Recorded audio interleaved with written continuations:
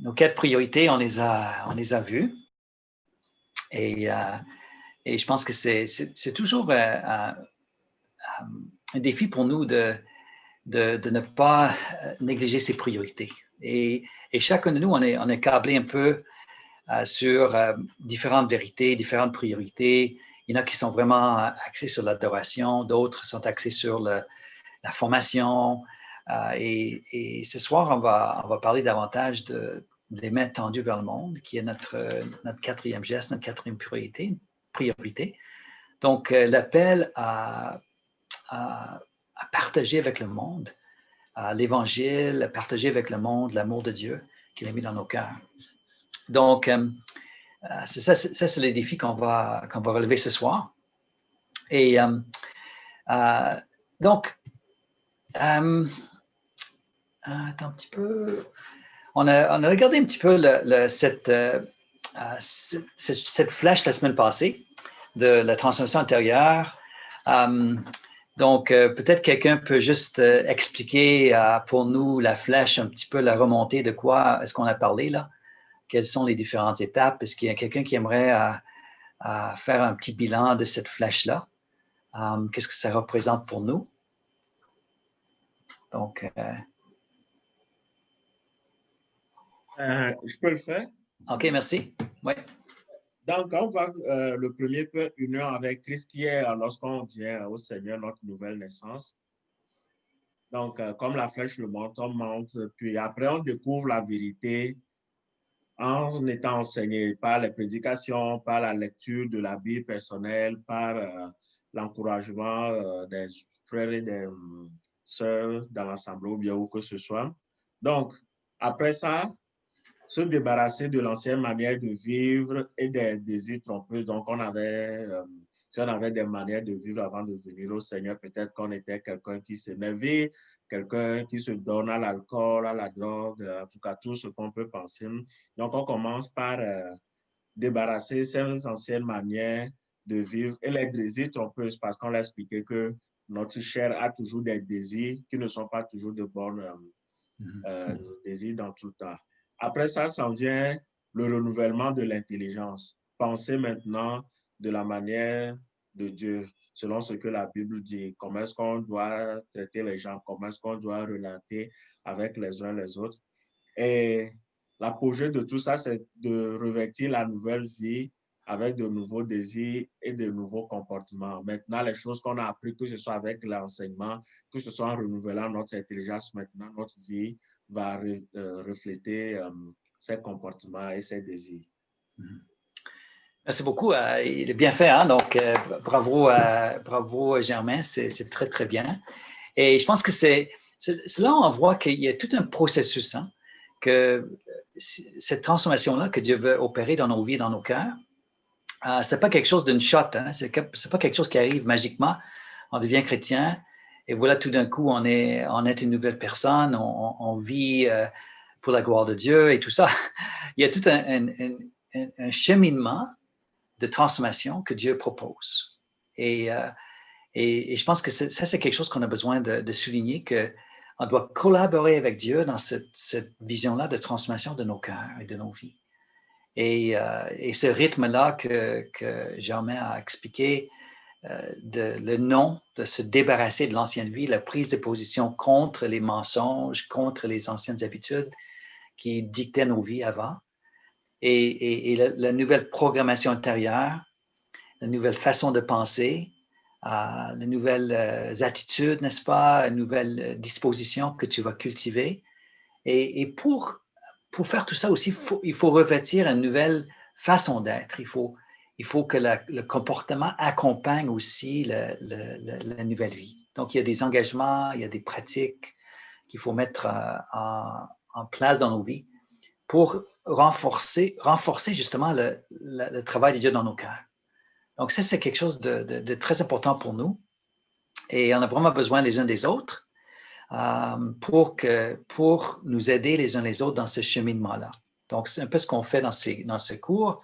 C'est vraiment de nous donner cet enseignement-là qui nous permettrait justement de tous ensemble de progresser vers le haut là, et d'arrêter, On ne veut plus glisser vers le bas, on veut vraiment progresser vers la transformation que Dieu veut pour nous. Donc, ça, c'est ce qu'on a vu la semaine passée. Mais cette semaine, nous avons cette nouvelle geste-là, ce nouveau geste, les mains tendues vers le monde, les deux mains. Et pourquoi je mets toujours les deux mains? Parce qu'on partage l'Évangile en étant l'Évangile, la bonne nouvelle vers le monde, mais la bonne nouvelle de l'amour de Dieu en parole et en acte, en geste. Donc, si l'Évangile est seulement une parole, mais elle n'est pas incarnée, elle n'est pas visible et tangible, c'est sûr que le message n'aura pas d'impact. Donc, il faut que le message soit personnel, il faut que le message soit une démonstration de l'amour de Dieu pour que les gens comprennent le message. Donc, ce n'est pas suffisant tout simplement de mettre les traités dans les boîtes à mal partout à Rimouski, parce qu'il faut que les gens voient l'amour de Dieu. Il faut qu'ils entendent parler de l'amour de Dieu, mais il faut qu'ils voient l'amour de Dieu aussi. Il faut qu'ils voient l'Évangile et son impact dans nos vies, dans nos cœurs. Il faut qu'ils ressentent la présence de Dieu qui les aime à travers nous. Là. Donc, voilà un peu les deux mains, la parole en parole et en acte. Donc, on va regarder ça ce soir. Donc, on va commencer au commencement. On va regarder un peu un certain enracinement biblique.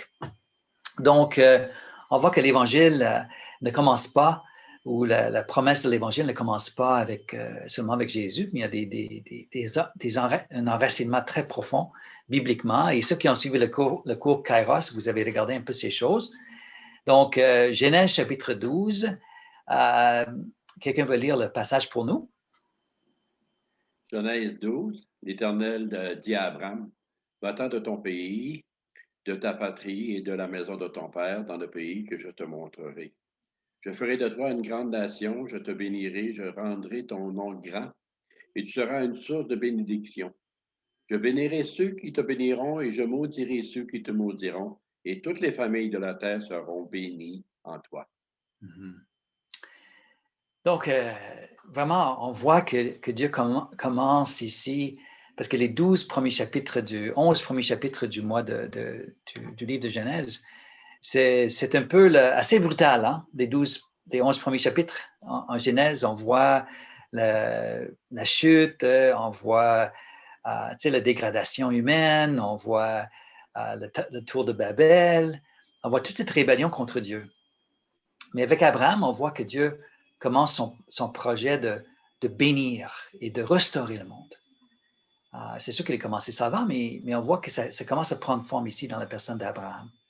Et cette vision-là de bénédiction de toutes les nations, on voit que c'est ce que Dieu veut faire. Il veut ramener les nations, il veut restaurer l'humanité à cette place devant lui. Et il a choisi Abraham et les descendants d'Abraham pour devenir la voie de bénédiction pour le monde entier. Donc, on voit à travers l'Ancien Testament les différentes alliances que Dieu a conclues avec le peuple.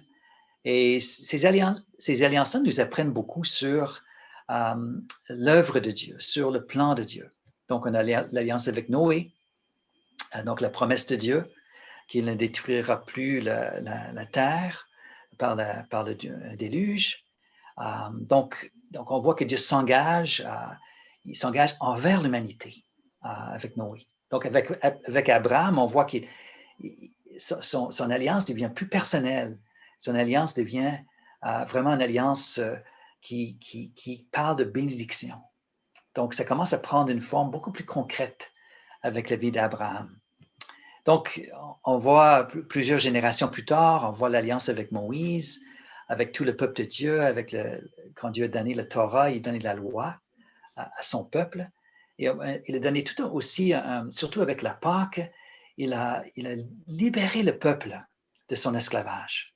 Et cette vision-là de libération du peuple de l'esclavage est devenue vraiment l'image par excellence dans l'Ancien Testament. Puis on voit que Jésus, par exemple, il devient l'agneau de Dieu, n'est-ce pas? Il devient celui qui va libérer le peuple. Donc, dans la nouvelle alliance.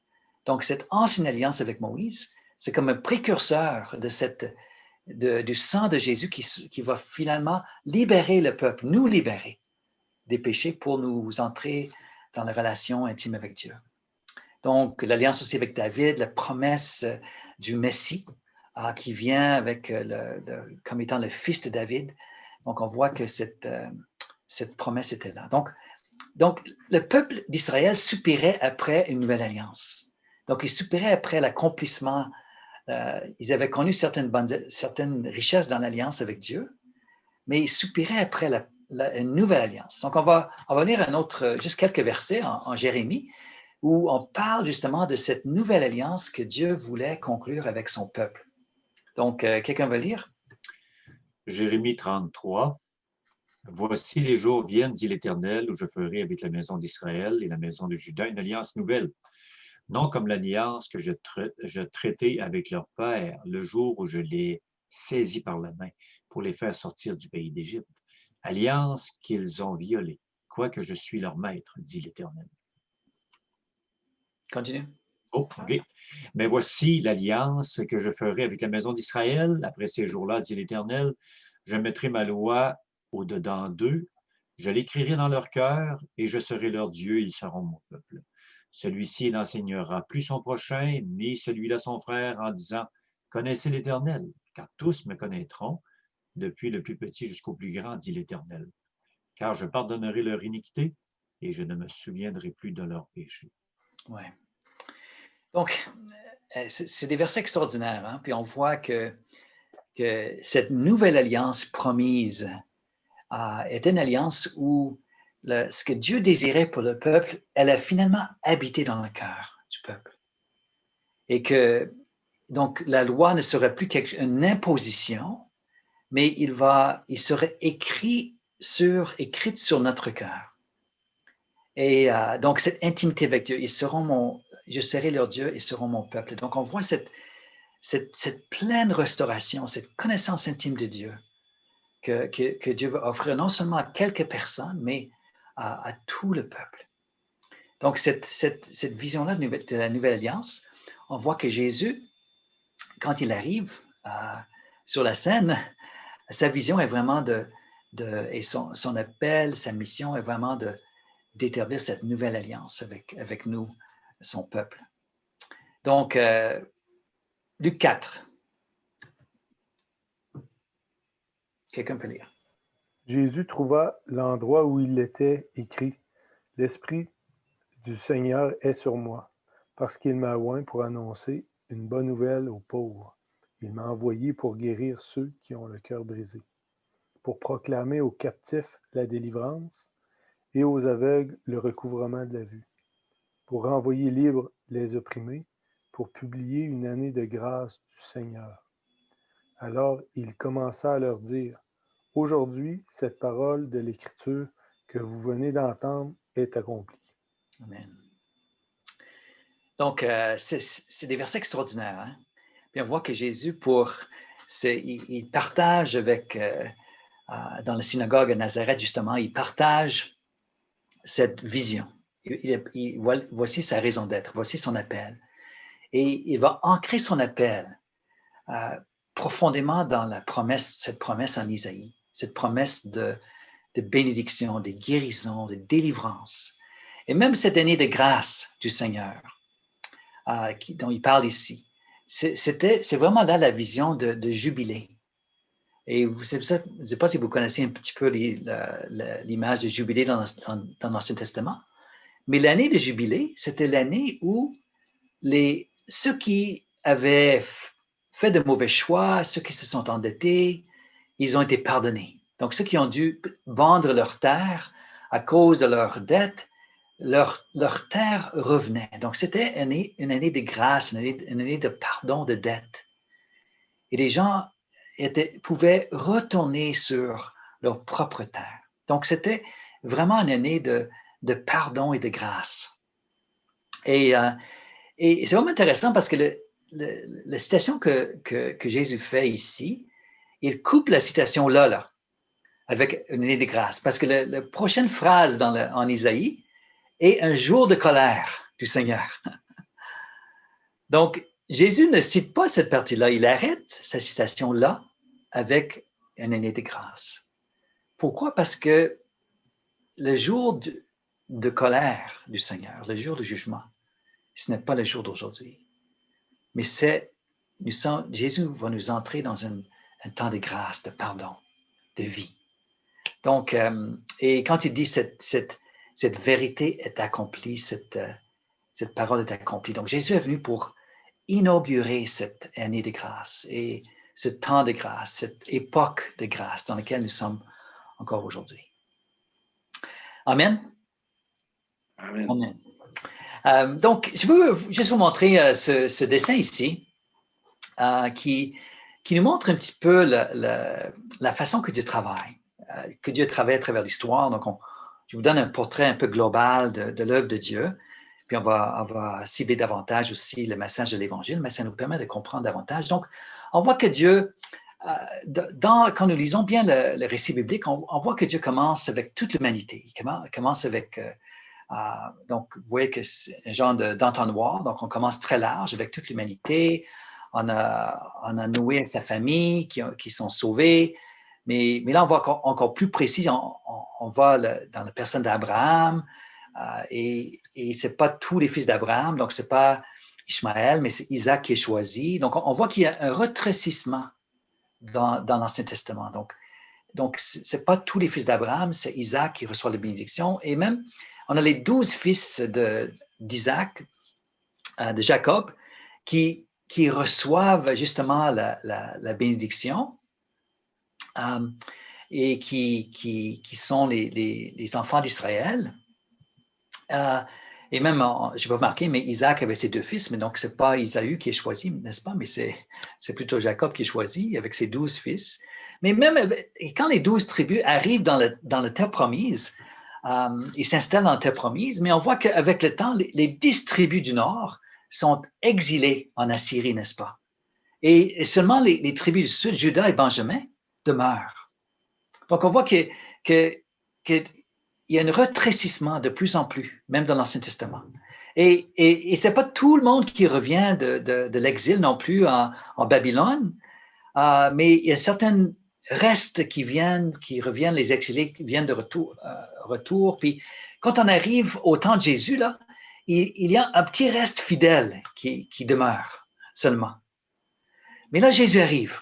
Donc on voit tout au long de l'histoire de l'Ancien Testament, là, on voit ce retrécissement. Jusqu'à ce qu'on arrive au temps de Jésus, il restait seulement un petit groupe de fidèles. Donc, on rencontre dans l'Évangile selon Luc quelques de ces fidèles-là. On voit Zacharie, on voit Anne, on voit Siméon. Donc, on voit qu'il y avait quelques personnes qui attendaient le Messie, n'est-ce pas? Donc, on voit que Jésus arrive. Et quand Jésus arrive, son focus était sur les brebis perdues d'Israël. Donc, même Jésus, sa vision n'était pas d'ouvrir large la porte, mais lui, sa mission était surtout pour les brebis perdues d'Israël. Et encore plus précisément, Jésus a mis son focus sur les 12. Et même les 12, il y avait les 3 à l'intérieur qui étaient vraiment le focus de son focus. Tu sais. Donc, il y avait ces 12, mais il y avait aussi ces 3. Mais petit à petit, on voit que Jésus va ouvrir la porte. Donc, les 12 deviennent les 70, n'est-ce pas? Les 70 deviennent les 120 qui sont là le jour de la Pentecôte, qui reçoivent la plénitude du Saint-Esprit, le jour de la Pentecôte. Et là, après la Pentecôte, on voit que là, ça ouvre. Et les 120 deviennent les 120 deviennent les 3000. Les 3000, et on voit que ce n'est plus juste les Juifs qui viennent, mais c'est même les Samaritains qui sont inclus dans le projet de Dieu, dans le plan de Dieu. Même les Samaritains. Et on voit les non-Juifs sont même inclus, donc on voit que de plus en plus le plan de Dieu élargit. Et finalement, on voit toutes les nations qui deviennent, Dieu ouvre grand ses bras pour inclure toutes les nations. Donc on voit, c'est un peu la façon que Dieu a travaillé à travers l'histoire, tu vois vraiment son plan. Et avec l'arrivée de Jésus, que c'est Jésus qui ouvre la porte pour que la bénédiction de Dieu finalement arrive sur toutes les nations. Donc, cette promesse d'Abraham qui a été donnée est réalisée justement grâce à au ministère de Jésus, puis à l'Évangile qui a été partagé avec toutes les nations. Donc, je ne sais pas s'il y a une question, un commentaire sur le petit dessin ou sur ce qu'on a vu jusque-là. On a vu surtout le plan de Dieu à travers l'Ancien Testament. Est-ce qu'il y a des questions, commentaires?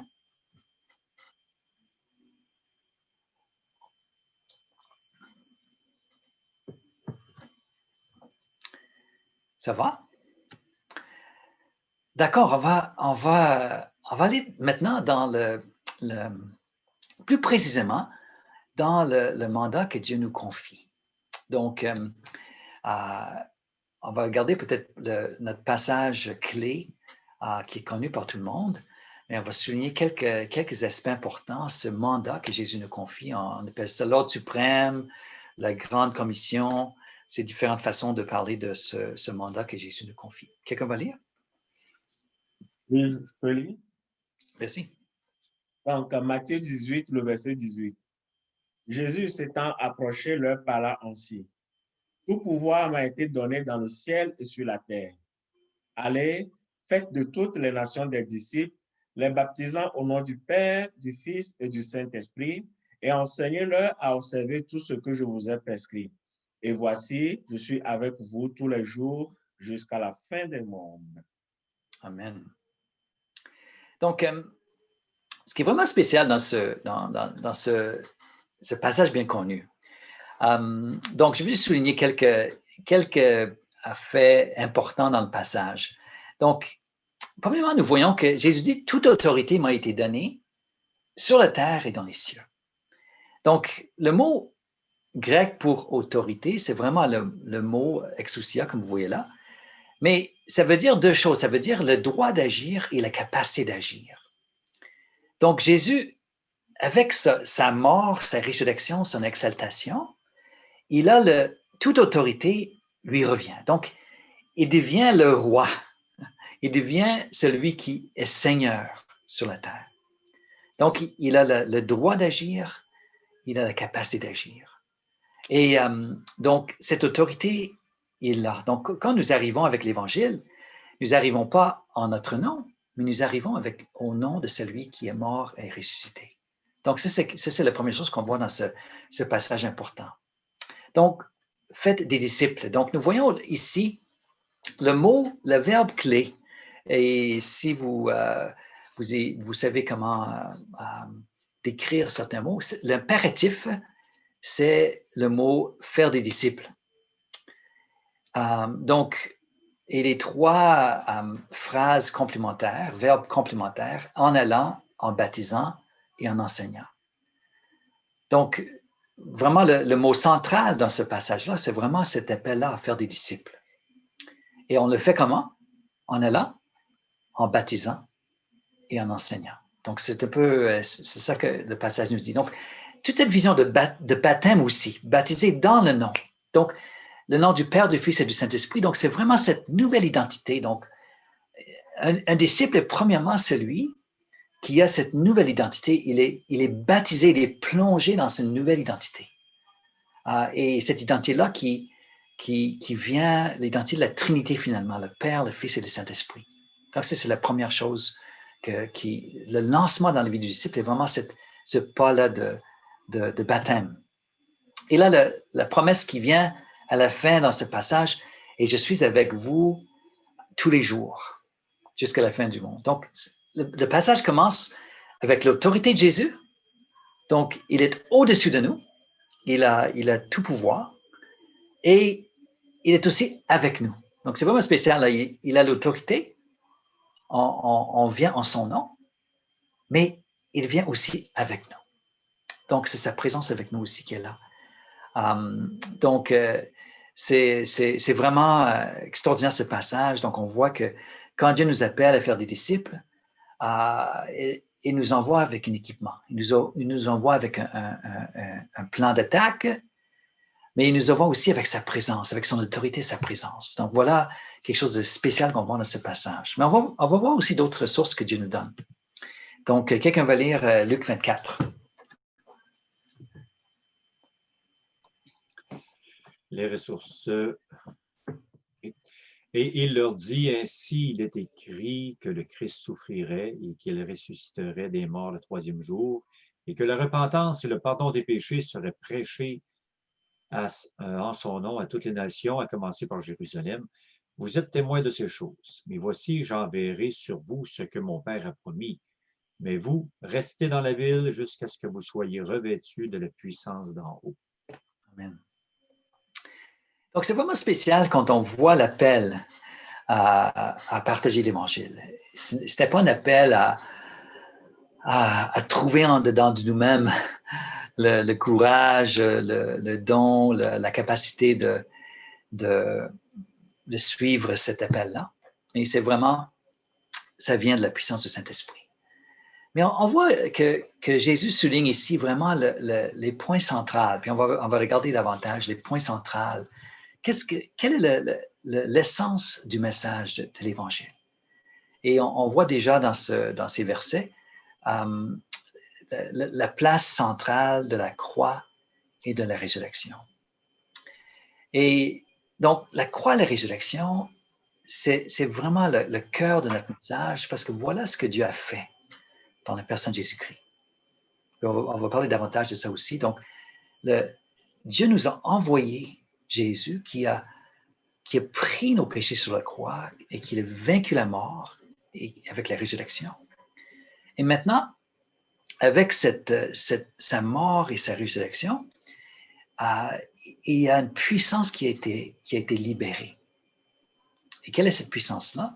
C'est la puissance pour pardonner les péchés. Donc, le pardon des péchés sera prêché en son nom juste à toutes les nations, commençant par Jérusalem. Donc, le fait que Jésus a payé pour nos péchés sur la croix nous donne maintenant la liberté de dire, mais voilà que Jésus a payé le prix pour tes péchés, donc il t'offre maintenant le pardon.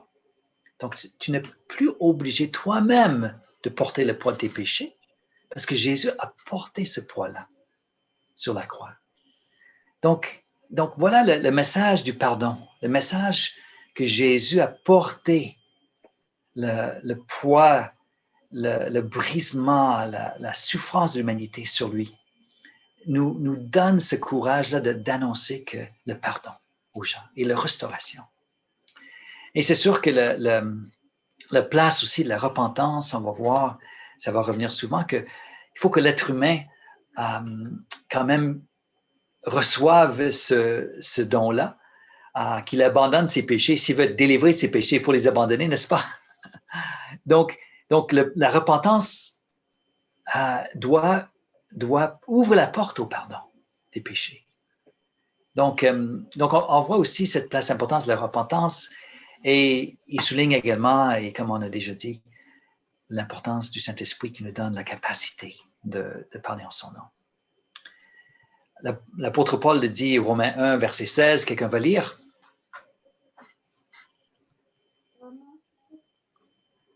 Verset 16, oui. Car je n'ai point honte de l'Évangile. C'est la puissance de Dieu pour le salut de quiconque croit, du juif premièrement, puis du grec. Parce qu'en lui, la justice de Dieu par la foi, selon qu'il est le juste vivra par la foi. OK. Oui, ta voix coupée un petit peu, Emeline, mais on a quand même bien entendu. Donc quand Paul il parle de ce message de l'Évangile, il dit que l'Évangile a une puissance. Et ça, c'est quelque chose qu'on oublie des fois. Là. Tu sais, on dit, mais oui, on ouvre notre bouche, on parle de Jésus, mais on oublie et ce qu'il a fait sur la croix, mais on oublie qu'il y a une puissance de Dieu qui est dégagée lorsque nous proclamons l'Évangile. Et cette puissance-là est vraiment la puissance de réconcilier les gens avec Dieu. Et cette question ici, verset 17, de justice. Donc, la justice, c'est une vie alignée avec Dieu, une vie en règle avec Dieu. Donc, comment arriver là à avoir une vie en règle avec Dieu? C'est par la grâce de Dieu qu'on arrive à avoir cette vie à régler avec. C'est pas par nos efforts à nous, c'est pas par la religion, c'est pas par en suivant certains rites magiques qu'on va arriver à être acceptable pour Dieu, mais c'est vraiment par la justice que Jésus nous donne qu'on peut être juste et acceptable devant Dieu. Donc, voilà la puissance de l'Évangile.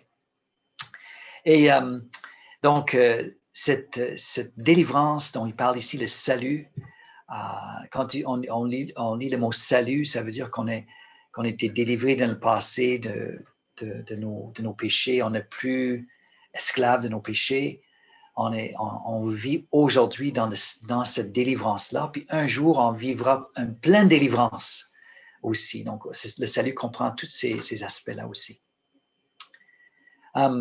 Donc, Paul, il dit, je n'ai pas honte de l'Évangile parce qu'il croit que c'est une puissance de Dieu. Moi, je dis, je ne sais pas si, mais on va toucher ça dans quelques instants, mais il ne faut pas, des fois, je pense qu'on oublie qu'il y a une puissance dans l'Évangile. Et quand on ouvre la bouche, puis on parle de Jésus, on proclame que Jésus est vivant, qu'il a la puissance de toucher quelqu'un, de libérer quelqu'un. Il y a une véritable puissance qui est dégagée dans ce message. Donc, on va revenir là-dessus. Donc, notre dépendance constante de Dieu, on voit ça dans ce passage aussi, dans cette prière ou cette requête. L'apôtre Paul, quelqu'un va lire Éphésiens 6. Priez pour moi afin qu'il me soit donné, quand j'ouvre la bouche, de faire connaître hardiment et librement le mystère de l'Évangile, pour lequel je suis ambassadeur dans les chaînes et que j'en parle avec assurance comme je dois en parler. Mm-hmm. Donc, même l'apôtre Paul, avec toute son expérience, avec tout ce qu'il avait comme onction sur lui et tout, là, il demande que les gens prient pour lui.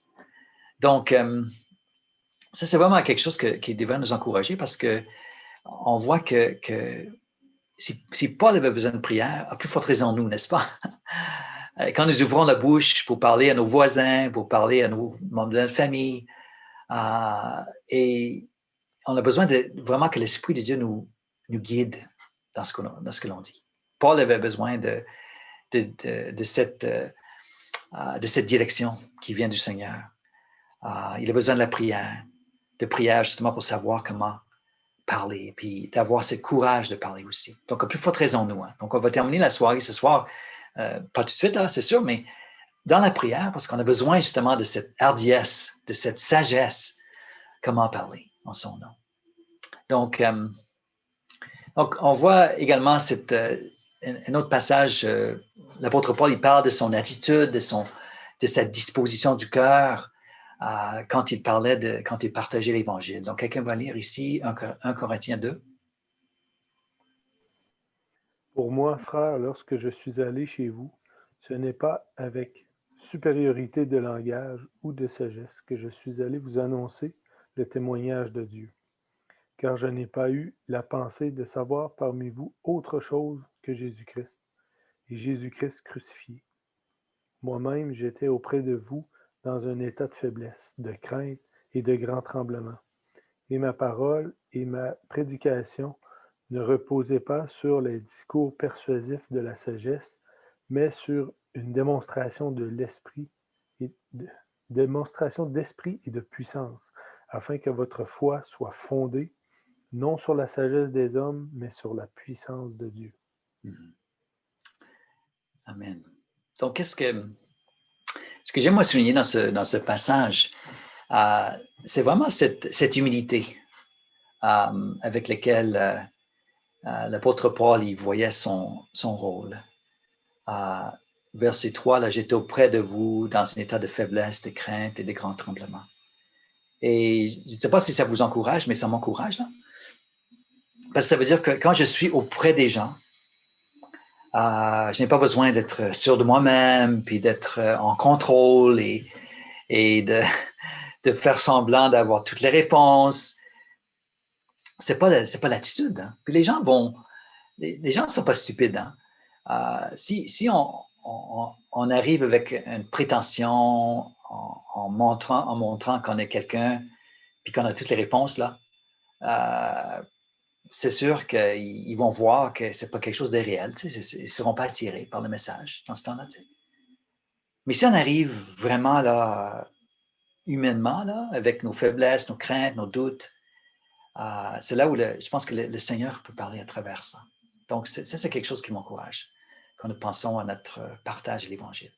On va revenir là-dessus aussi un petit peu plus tard. Donc, voici une citation j'ai adapté cette citation de Fitch. Là, on va commencer à regarder davantage aussi, ça veut dire quoi proclamer l'Évangile. Et donc, je vais vous lire la citation, je l'ai traduit moi-même. Dieu a accompli en Christ la promesse des Écritures de restaurer et de réconcilier le monde.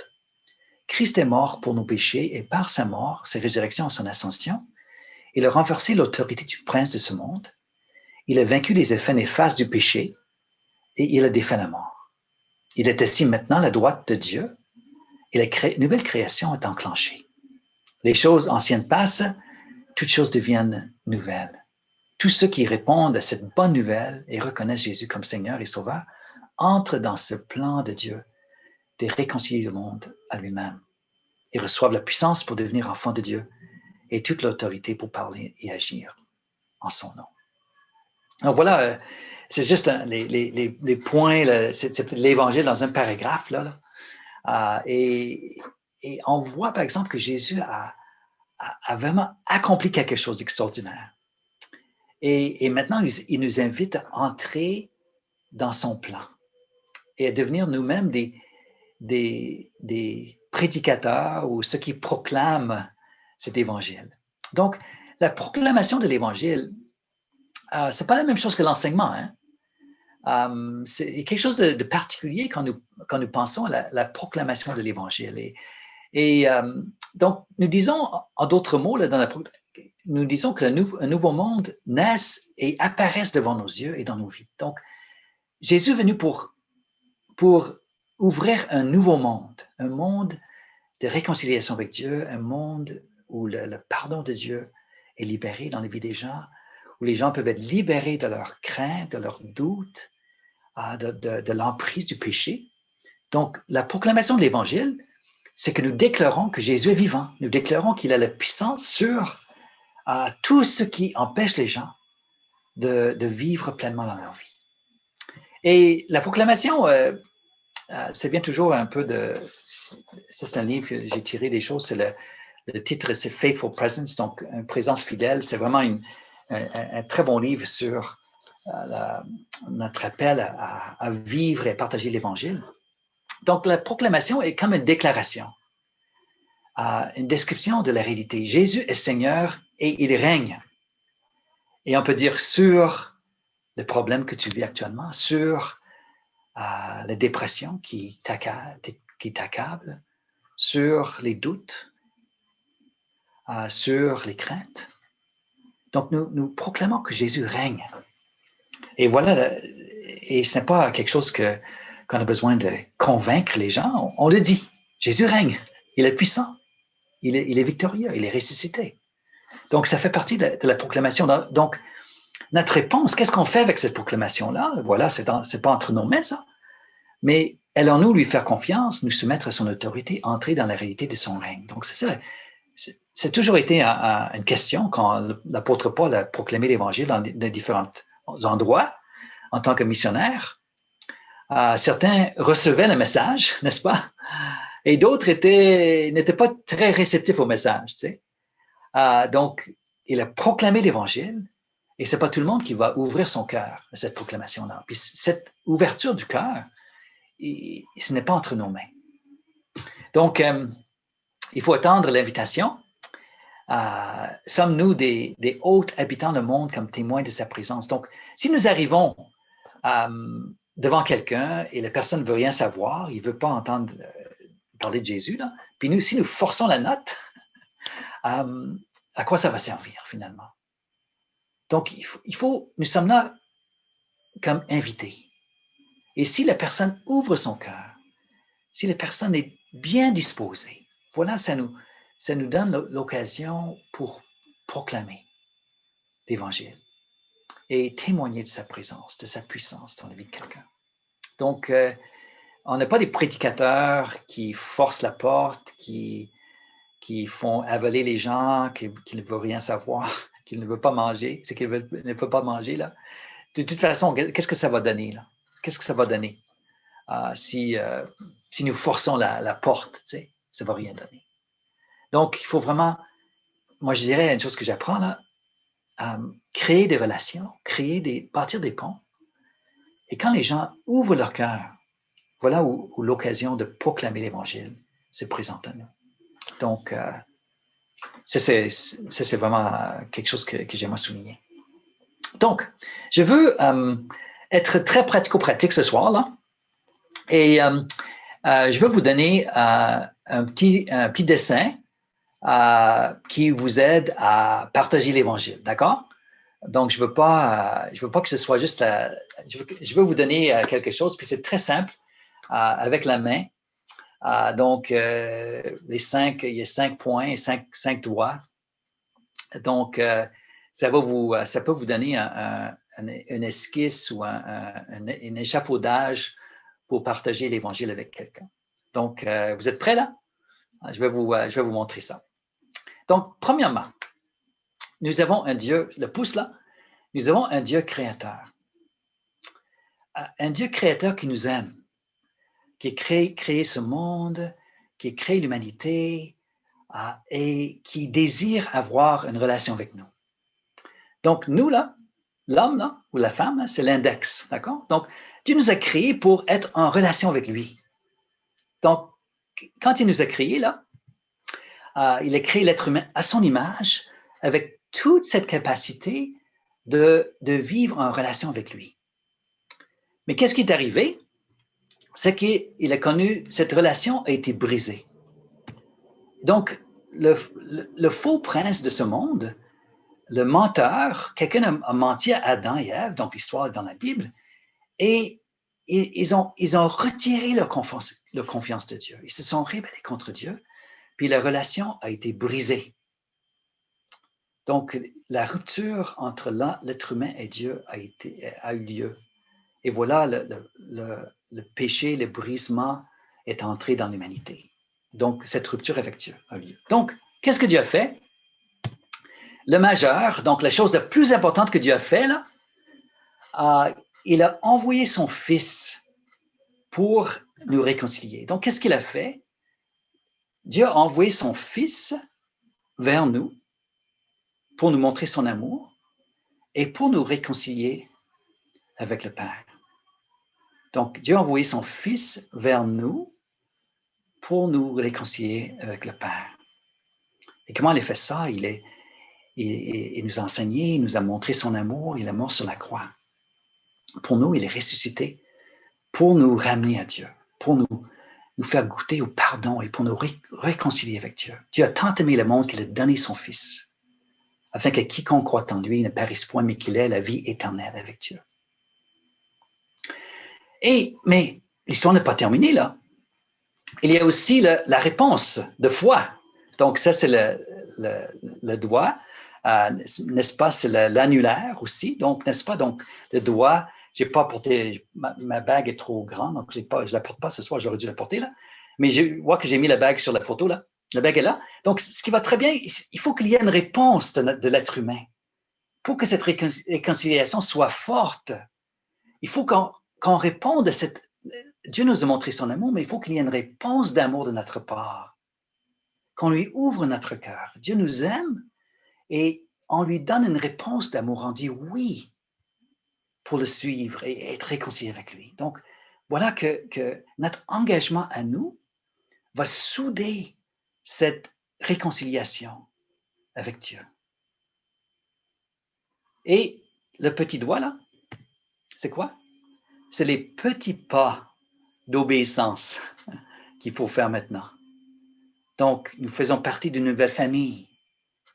Il y a une nouvelle nourriture. On a besoin d'alimenter notre vie avec une nouvelle nourriture. On a besoin de commencer à vivre et à marcher dans une nouvelle direction avec une nouvelle raison d'être. Donc, il y a des petits poids d'obéissance qu'il faut faire. Amen? Donc, maintenant, vous avez... je me souviens, j'ai partagé l'Évangile avec une jeune femme sur l'avion il y a peut-être 10 ans, là. Et j'avais la main, j'ai partagé avec la main comme ça. Puis elle était tellement touchée, cette jeune femme-là, là, par l'Évangile. Là. Et elle m'a dit que chaque fois que je vais regarder ma main, là, je vais penser à ce que tu viens de partager avec moi. Là, tu sais. C'était vraiment spécial. Mais en tout cas, des questions aux commentaires. Comment vous trouvez ça? Est-ce que c'est sûr que c'est très sommaire. Tu sais, c'est juste des faits saillants, mais voilà. Quelqu'un, un commentaire ou une question?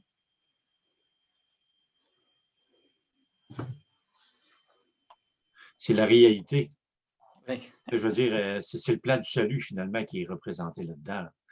Tu reçois le message de l'Évangile et puis t'expliques tes choses comme de quoi qu'on est éloigné de Dieu, puis la solution, c'est le Fils. C'est toujours comme Paul l'a dit, il faut fixer à la croix. C'est la réconciliation. Hein? C'est la croix. Puis à partir de là, quand tu as passé à la croix, bien là, c'est la nouvelle vie qui commence. Là. Donc, c'est des petits pas d'obéissance avec ton petit doigt. Oui. Ouais. Quelqu'un d'autre, un petit commentaire ou une question sur ça? Moi, j'aime vraiment ça parce que c'est très simple, facile à expliquer et de l'autre côté aussi facile à comprendre. Moi, j'aime les choses faciles, plus simples, fait que j'aime vraiment ça. Oui. Donc, en tout cas, c'est juste les grandes lignes du message de l'Évangile que je voulais vous montrer une façon de... Et vous avez toujours vos mains avec vous, n'est-ce pas? Donc, vous pouvez toujours... un commentaire aussi, je m'excuse. Oui, merci Maggie, oui. J'avais de la misère avec mon micro, je m'excuse. Je voulais dire, moi, ce que je trouve vraiment génial avec cette explication-là, c'est que ça commence et ça met l'emphase sur l'amour de Dieu. Parce que je trouve que souvent, quand on apporte la parole à des gens, on arrive avec le péché, tu sais. Tu es un pécheur, tu as besoin d'être sauvé. Si moi, je viens de...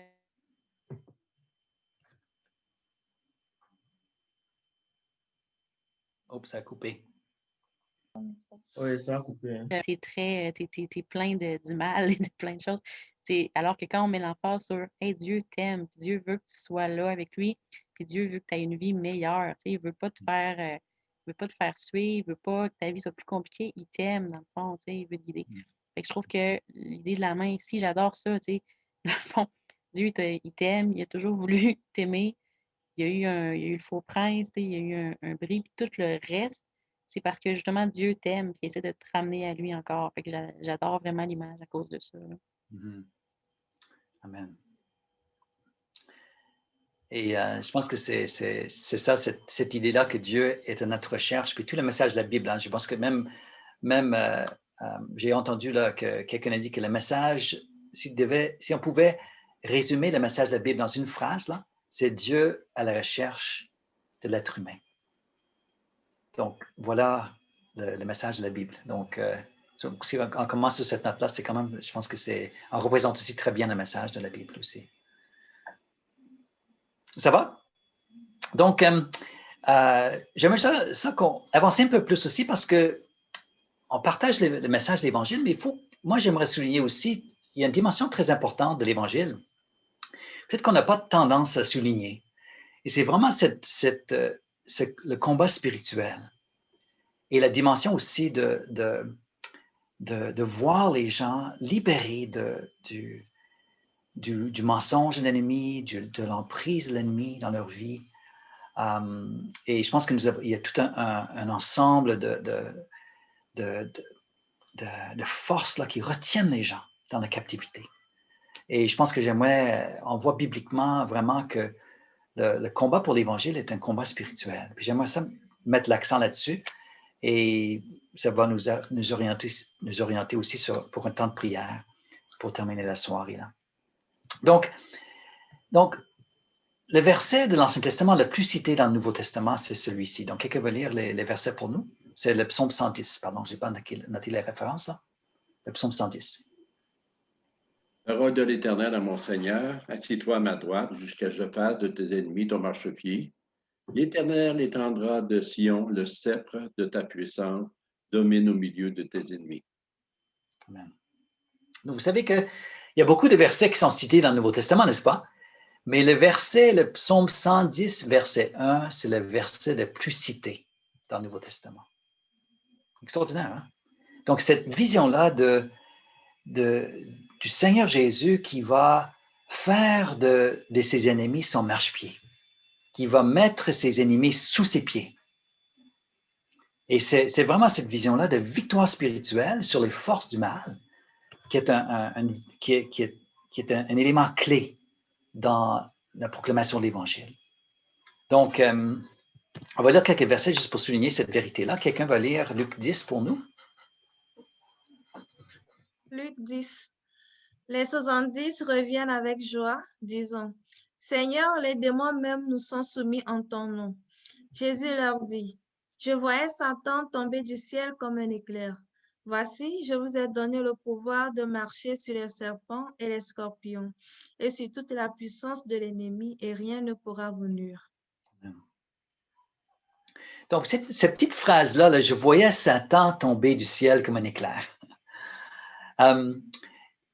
Nous lisons ce verset-là, mais de quoi est-ce que Jésus parle?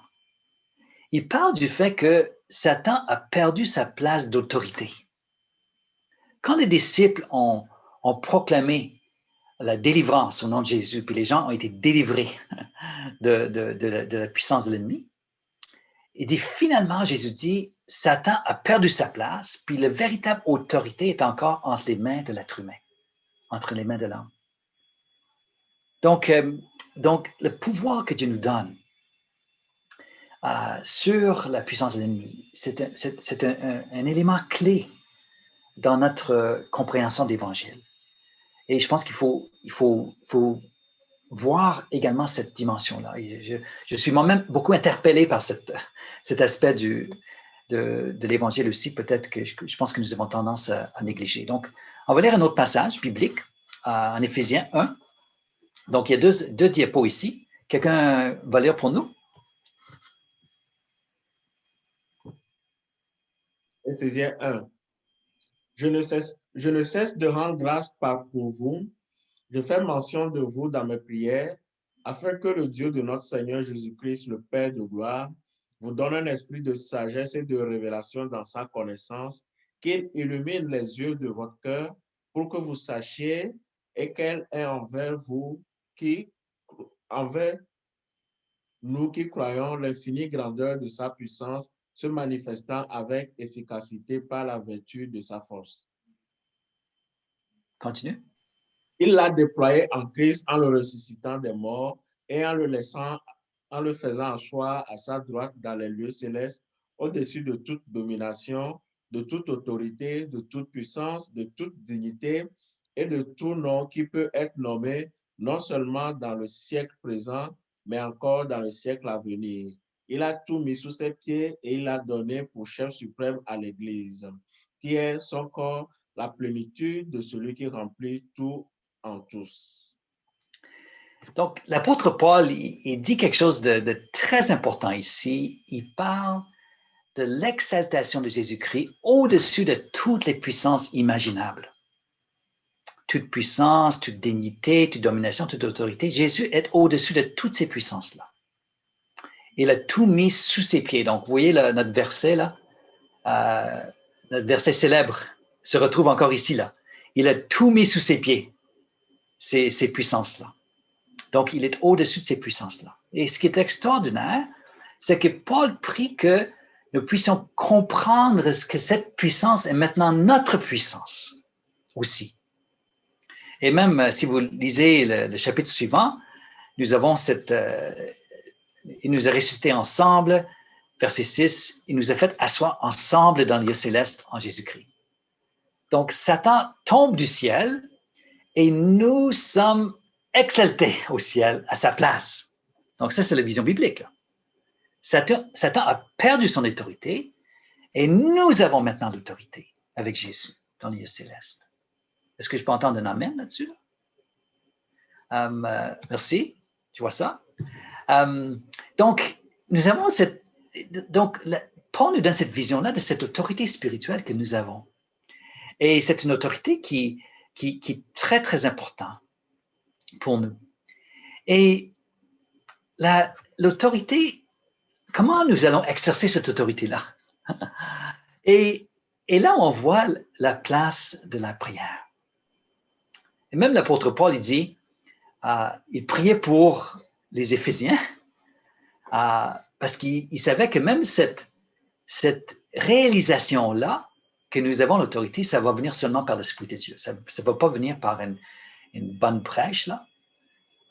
C'est peut-être que faut que les gens soient sensibilisés, mais pour vraiment goûter cette autorité-là, il faut que l'Esprit de Dieu nous le donne. Il faut que nos yeux s'ouvrent spirituellement.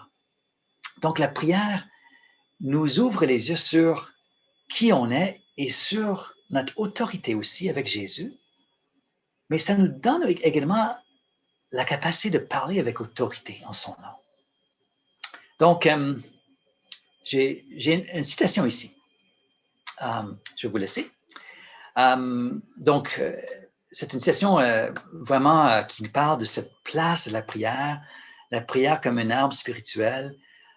Donc, je vais lire ça. Il y a 2 diapos pour nous, là. Donc, un être humain, un représentant, un intendant de Dieu, qui avait, par sa désobéissance, remis entre les mains de Satan l'autorité de ce monde.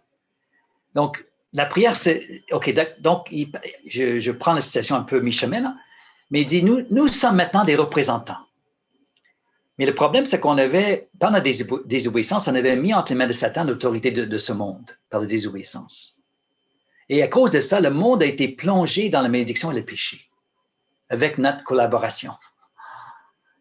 Mais cet homme ou femme, maintenant qu'avec sa vie réconciliée avec le victorieux, avec Jésus, détaché maintenant de tout lien avec le faux prince, maintenant, la prière, c'est que nous insistons et nous persistons dans la déclaration que Satan doit soumettre à la victoire de Jésus et libérer les vies encore sous son influence, et cela vie après vie. Donc, la prière, c'est que nous insistons et nous persistons dans la déclaration que Satan doit soumettre à la victoire de Jésus, parce qu'il est sous ses pieds, n'est-ce pas? Et libérer les vies encore sous son influence. Et cela vie après vie. Jésus est le victorieux. Satan le sait et le craint. Il doit céder devant son avancée. Il doit soumettre devant cet homme, à la place de Jésus, toi et moi, revêtu de son autorité sur terre. Et il, Satan, va céder avec résistance et colère, lentement. Sa main mise sur les gens et sur le monde va affaiblir devant cette femme à genoux, revêtue de son autorité. En tout cas, c'est une citation que j'essaie de traduire, là, la citation, là, mais c'est une citation qui nous parle de quelque chose que nous avons oublié, que moi, je parle pour moi-même, qu'on oublie souvent. C'est que nous avons besoin de prendre cette place d'autorité dans nos prières. Quand nous prions pour les gens. Quand je marche dans mes rues ici, là, quand je prie pour les gens, là, j'ai besoin de prier davantage que l'ennemi recule dans les vies de ces gens-là. Et que les vies soient libérées pour Jésus, pour le suivre et connaître son pardon. Donc, nous avons beaucoup de versets bibliques qui nous encouragent dans ce sens. Quelqu'un va lire Matthieu 6 pour nous? Voici donc comment vous devez prier. Notre Père qui est aux cieux, que ton nom soit sanctifié, que ton règne vienne, que ta volonté soit faite sur la terre comme au ciel. Amen. Vous avez déjà entendu ces versets-là avant? Il y a des fortes chances, hein? Mais c'est des versets tellement puissants, là, mais malheureusement, on les a tellement cités, peut-être qu'on oublie la puissance, mais dans la prière du royaume, c'est une prière du royaume, nous ouvrons notre vie à notre Père, qui est au ciel, n'est-ce pas? Et à son projet pour nos vies. Quel est son projet pour nos vies? Que son nom soit sanctifié, que sa volonté soit faite dans ma vie, premièrement. On commence là. Mais pour notre monde aussi, sur la terre. Sa présence dans nos vies nous amène dans le monde avec sa présence, avec ce message. Donc voilà cette place importante de la prière. Puis avant justement de nous achevons, là, avant d'aller dans la prière, je veux juste souligner ce dernier verset qui est vraiment un verset clé pour nous. Priez pour moi, Paul le dit, pour qu'il me soit donné, quand j'ouvre ma bouche, de faire connaître hardiment et librement les mystères de l'Évangile pour lequel je suis ambassadeur dans les chaînes, que j'en parle avec assurance comme je dois en parler. Amen.